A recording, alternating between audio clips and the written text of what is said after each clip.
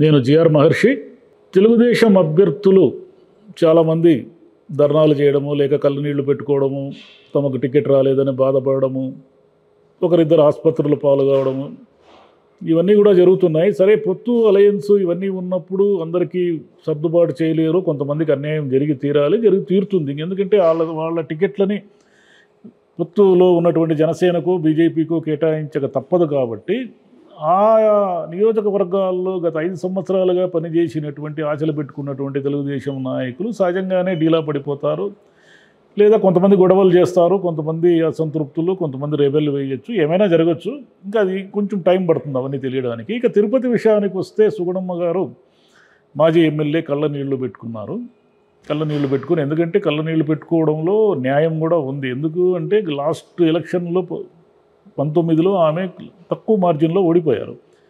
ఓడిపోయినప్పటికీ కూడా 5 సంవత్సరాలు ఆమె తెలుగుదేశం క్యాడర్ని నిలబెట్టుకుంటూ ఏదో కొంత తన వంతు ప్రయత్నం తాను చేశారు. ఎందుకంటే తిరుపతిలో తెలుగుదేశానికి ఆమె పెద్ద దిక్కుగా ఉంటూ నడిపించారు. తీరా ఎన్నికలు వచ్చేసి టికెట్టు అనేసరికి హఠాత్తుగా తిరుపతిలో వాళ్ళకి పెద్దగా తెలియని, తిరుపతితో సంబంధం లేని చిత్తూరు మాజీ ఎమ్మెల్యే, వైసీపీ మాజీ ఎమ్మెల్యే అరణి శ్రీనివాసులు గారు జనసేనలో తను టికెట్ తెచ్చేసుకున్నారు. టికెట్ తెచ్చేసుకున్న తర్వాత ఇప్పుడు ఆయన నుంచి వెనక్కి లాక్కోలేరు. ఇప్పుడు మళ్ళీ సుగుణమ్మ గారికి ఇచ్చే అవకాశం లేదు. సుగుణమ్మ గారు రెబెల్ క్యాండిడేట్గా వేస్తారని నేనైతే అనుకోను, కానీ అట్లా వేసే అవకాశం కూడా లేదు. ఎందుకంటే రెబెల్ క్యాండిడేట్గా వేయడం వల్ల ఆమెకే ప్రయోజనము లేదు. రెబెల్స్ గెలవడం అనేది ప్రాక్టికల్గా అంత ఈజీ కాదు. అయితే దీంట్లోగా తమాషా ఉంది. చరిత్ర తనను తాను రిపీట్ చేసుకుంటుంది. ఎలా రిపీట్ చేసుకుంటుందంటే అది మనకు తెలియదు. మనకే తెలియకుండా 20 ఏళ్ళు 25 ఏళ్ళు ఒకసారి రాజకీయ చరిత్రను పరిశీలించే వాళ్ళకి అది అర్థమవుతుంది తప్ప మామూలుగా అర్థం కాదు. 1999లో కరుణాకర్ రెడ్డి గారికి టికెట్ అనౌన్స్ అయింది. టికెట్ అనౌన్స్ అయ్యింది. ఆయన కాంగ్రెస్ అభ్యర్థిగా తిరుపతి పట్టణంలో ప్రచారం చేయడం కూడా ప్రారంభించారు. ప్రచారం చేయడం కూడా ప్రారంభించినప్పుడు దాసరి నారాయణరావు గారు తనకు ఢిల్లీలో ఉన్న పలుకుబడితో ఆ టికెట్ను ఆల్రెడీ ఆశిస్తున్నటువంటి వెంకటరమణ గారి టికెట్ ఆశించినప్పటికీ అది ఆయనకు దక్కలేదు. కరుణాకర్ రెడ్డి గారికి అనౌన్స్ అయినట్టు, ఆల్మోస్ట్ ఆల్ అఫిషియల్గా అనౌన్స్ అయినట్టే. ఈ పరిస్థితుల్లో ఆఖరి క్షణంలో కరుణాకర్ రెడ్డి గారిని తప్పించి వెంకటరమణ గారికి టికెట్ ఇచ్చారు. వెంకటరమణ గారికి టికెట్ ఇవ్వడం అనేది ఆ రోజు కరుణాకర్ రెడ్డికి ఆశాభంగం అయినప్పటికీ కూడా ఆయన పార్టీ అధిష్టానం నిర్ణయం మేరకు వెంకటరమణ గారికి ప్రచారం చేశారు. సరే, వెంకటరమణ గారు ఆ ఎలక్షన్లో ఓడిపోయారు అనుకోండి, అది వేరే విషయం. అయితే 25 సంవత్సరాల తర్వాత మళ్ళీ చరిత్ర రిపీట్ కావడం అంటే వెంకటరమణ గారి సతీమణి సుగుణమ్మ గారికి దాదాపు ఆమెకే టికెట్ వస్తుంది అనుకున్న తరుణంలో జనసేన అభ్యర్థి అరణి శ్రీనివాసులు గారు ఆ టికెట్ తన్నుకుపోయారు. ఇది ఒక విచిత్రం. ఎందుకంటే ఒక కుటుంబంలో 99లో ఎవరికో వచ్చిన టికెట్టు వెంకటరమణ గారు చివరి నిమిషంలో తెచ్చుకున్నట్టు, సుగుణమ్మ గారికి రావాల్సిన టికెట్టు, వెంకటరమణ గారి సతీమణి అయినటువంటి సుగుణమ్మ గారికి రావాల్సిన టికెట్ని ఈ తిరుపతితో సంబంధం లేనటువంటి అరణి శ్రీనివాసులు గారు తీసుకెళ్లారు. ఇదొక తిరుపతి నియోజకవర్గంలో ఒక తమాషా సంఘటన ఇది. సరే, ఇప్పుడు సుగుణమ్మ గారు ఎంత బాధపడినా ఏం చేసినా ఇక ఆమె పార్టీ కోసం పనిచేయడము, లేదా న్యూట్రల్గా అంటి ముట్టనట్టుగా పనిచేస్తూ ఉండిపోవడం, ఈ రెండే ఆమె ముందున్న చాయిస్. ఎందుకంటే ఇక ఆమెకి అవకాశం అయితే దాదాపుగా లేదంటే ఆఖరి నిమిషంలో నామినేషన్లు వేసే వరకు కూడా ఒక్కోసారి విచిత్రాలు జరుగుతూ ఉంటాయి. కానీ చాలా అరుదు చివరి నిమిషంలో టికెట్లు తారుమారు కావడం అనేది చాలా అరుదు.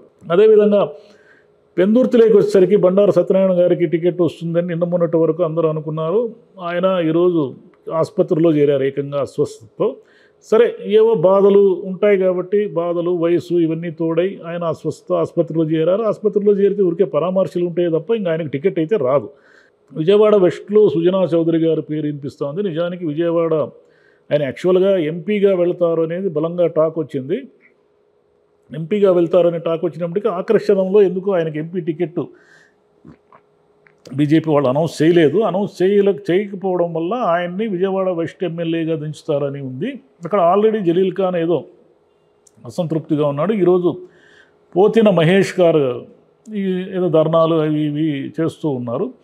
ఇక ధర్మవరంలో ఆ కుంపటి అలాగే రగులుతూనే ఉంది. ఇప్పటివరకు వస్తున్న ఊహాగానాల ప్రకారం అయితే ధర్మవరంలో సత్యకుమార్ని అక్కడ బీజేపీ అభ్యర్థిగా దించుతారు అనే ఒక ప్రచారం జరుగుతూ ఉంది. సత్యకుమార్ గారే అభ్యర్థి అయితే అక్కడ ఉన్నటువంటి మాజీ ఎమ్మెల్యే వరదాపురం సూరి గారు, అంటే ఆయన ఇప్పుడు బీజేపీలో ఉండి టికెట్ ఆశిస్తున్నారు. ఆయనకు బీజేపీ టికెట్ ఇవ్వకూడదని 5 ఏళ్లుగా పార్టీకి పనిచేసినటువంటి ధర్మవరంలో, ముఖ్యంగా ధర్మవరంలో ఆయన సూరి గారు ఓడిపోయిన తర్వాత ఆయన బీజేపీలో చేరి ధర్మవరం నియోజకవర్గాన్ని పెద్దగా పట్టించుకున్నది ఏమీ లేదు. రిటాల శ్రీరామ్ గారే అక్కడున్న క్యాడర్ని కాపాడుకుంటూ వచ్చారు. న్యాయంగా అయితే ఆయనకే ఇవ్వాలి ఆ టికెట్టు. అయితే శ్రీరామ్ గారికి ఇస్తే సూరి గారు పనిచేయరు కాబట్టి, సూరి గారికి ఇస్తే శ్రీరామ్ గారు పనిచేయరు కాబట్టి ఈ ముఠాలు ఈ గోలలు ఎందుకని శుభ్రంగా సత్యకుమార్ గారిని రంగంలోకి తీసుకొచ్చారు. సత్యకుమార్ గారు ధర్మవరం స్థానికుడైతే కాదు. అయితే ఆయనకి టికెట్ ఇవ్వడం వల్ల వీళ్ళిద్దరూ పనిచేస్తారని ఆశించడం కూడా అమాయకత్వమే. ఎందుకంటే వీళ్ళిద్దరు ఎందుకు పనిచేస్తారు? సత్యకుమార్ని ఎమ్మెల్యేగా చేయడానికి పరిటాల శ్రీరామ్ గారు సూరి గారు ఎందుకు వచ్చి పనిచేస్తారు? చెమటోడిచి ఏం పనిచేయరు. ఒకవేళ సత్యకుమార్ గారే క్యాండిడేట్ అయితే ఇప్పుడు ఉన్న ప్రస్తుత ఎమ్మెల్యే వెంకటరామరెడ్డి గారు ప్రశాంతంగా ఉండొచ్చు. వెంకటరామరెడ్డి గారు సత్యకుమార్ గారి చేతిలో ఓడిపోతే వైసీపీ యాంటీ వేవ్ ఉందని అర్థం, గుడ్డి గుర్తుంది. సత్యకుమార్ గారు ఎమ్మెల్యేగా గెలిస్తే వైసీపీ యాంటీ వేవ్ బలంగా వీస్తూ ఉంది, వైసీపీని ఎవరూ కాపాడలేరు అనేది దాని అర్థం. అదేవిధంగా అనంతపురంలో జేసీ పవన్ గారికి ఇవ్వాలనేది ఒకటి నడుస్తూ ఉంది. అంటే ఒకే కుటుంబంలో 2 టికెట్లు వద్దు అని చంద్రబాబు గారు పరిటాల కుటుంబానికి సూచించారు కాబట్టి అదే జిల్లాలో దివాకర్ రెడ్డి గారి కుటుంబానికి 2 టికెట్లు ఇస్తే మరి పరిటాల వాళ్ళు కూడా క్వశ్చన్ చేస్తారు కదా, వాళ్ళ పరిస్థితి ఏమిటో తెలియదు. ఇట్లా చాలా నియోజకవర్గాల్లో ఈ జనసేన బీజేపీ అలయన్స్ వల్ల కుంపటి చంద్రబాబు గారే రగిలిచ్చారు. కానీ ఇంకా ఆయనకు కూడా తప్పదు, ఎందుకంటే ఆయన అలయన్స్లో ఉండి వ్యతిరేక ఓటు చీలకూడదని డిసైడ్ అయ్యారు కాబట్టి వ్యతిరేక ఓటు చీలకూడదు అంటే కొన్ని త్యాగాలు చేయాల్సి ఉంటుంది, అనివార్యంగా కొన్ని త్యాగాలు చేయాల్సి ఉంటుంది. త్యాగాలంటే ఇప్పుడు ఏమిటి? 31 సీట్లు త్యాగం చేసినట్టు. 31 అసెంబ్లీ సీట్లలో తెలుగుదేశం క్యాడర్, ఆశలు పెట్టుకున్న తెలుగుదేశం క్యాడర్ అంతా కూడా డీలా పడిపోయి లేదా పార్టీ కోసం ఏమైనా సరే జగన్ని ఓడిద్దాము అనే లక్ష్యంతో పనిచేసి పార్టీ కోసం పనిచేస్తే చెప్పలేము. కానీ ఎవరినో గెలిపించడానికి, మనకు సంబంధం లేని ఎవరినో గెలిపించడానికి మేమెందుకు కష్టపడాలి, మేమెందుకు 5 ఏళ్ళు పార్టీని కాపాడుకుంటే ఇప్పుడు ఎవరో వచ్చి టికెట్ తన్నుకుపోయారే అనుకుంటే అక్కడంతా తెలుగుదేశం క్యాడర్ అలాగే ఫీల్ అయితే మాత్రము బీజేపీ జనసేన అలయన్స్కు నష్టం జరుగుతుంది. బీజేపీ జనసేన అలయన్స్ 31 సీట్లలో మెజారిటీ సీట్లు గెలవాలి అంటే 2 కారణాలు. ఒకటి, వైసీపీకి బలమైన వ్యతిరేకత ఉండి జనం పార్టీ ఏంటి, పార్టీ అభ్యర్థి ఎవరు పట్టించుకోకుండా ఓటింగ్ జరిగితే ఒకటి. 2, తెలుగుదేశం వర్గాలు పూర్తిగా ఓటు ట్రాన్స్ఫర్ కాకుండా అంటీ ముట్టనట్టుగా పనిచేసి ఏదో ముక్కుబడిగా గనక వాళ్ళు ఓటింగ్ గన నిర్వహిస్తే, పోల్ మేనేజ్మెంట్ కనుక నిర్వహిస్తే అక్కడ వైసీపీకి అడ్వాంటేజ్ అయ్యి ఈ అలయన్స్ వాళ్ళు ఓడిపోయే అవకాశాలు ఎక్కువ ఉన్నాయి.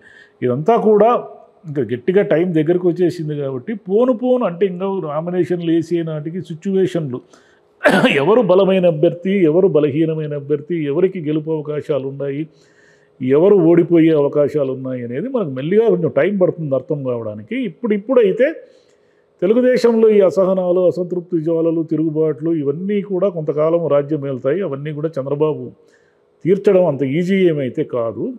మరి వైసీపీ వాళ్ళు ఇప్పుడున్న అంటే తెలుగుదేశము ఈ ముఠా కక్షలు, గోలలు వీటన్నిటినీ ఎలా అడ్వాంటేజ్ తీసుకొని ఎలా ముందుకెళ్ళి ఎలా లాభపడతారు అనేది మనము వేచి చూడాలి. Thank you.